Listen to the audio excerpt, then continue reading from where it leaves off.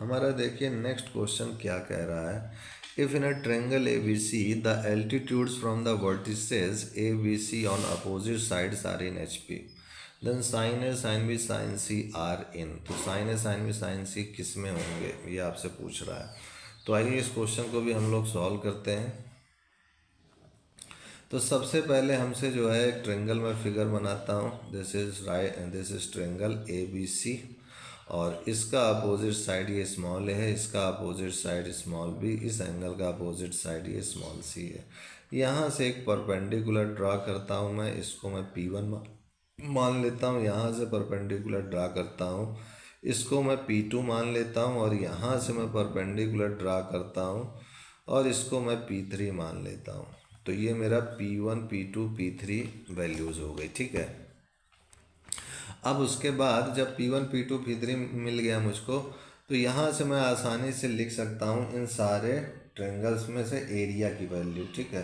तो यहाँ पर अगर मैं एरिया के टर्म में इसको लिखना चाहूँ तो क्या लिख सकता हूँ कि area of triangle ABC that is delta is equal to half base into height. तो यहाँ पर तीन तरीके से मैं लिख सकता हूँ, या तो P1 इंटू B कर दूँ, या तो P2 इंटू B कर दूँ, या फिर P1 इंटू A कर दूँ, या फिर हाफ P3 इंटू C कर दूँ, ठीक है। तो half P1 into A equal to half P2 into B equal to half P3 into C।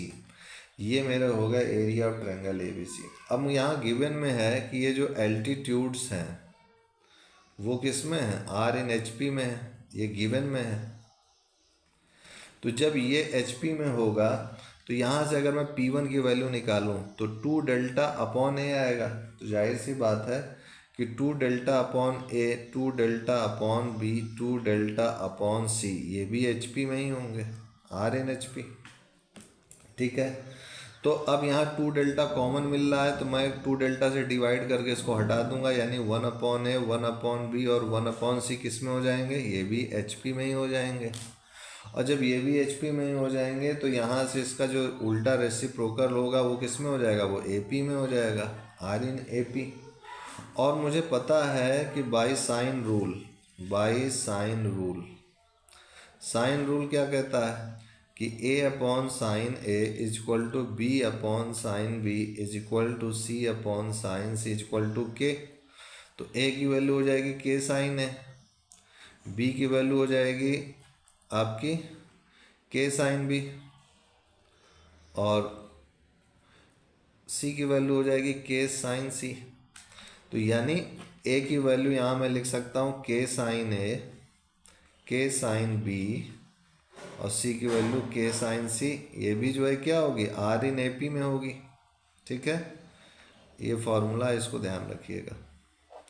तो ये भी AP में होंगे, और जब ये भी AP में होंगे तो K से मैं डिवाइड कर दूँ तो साइन A, साइन B और साइन C, ये भी क्या होंगे, AP में होंगे, R इन AP।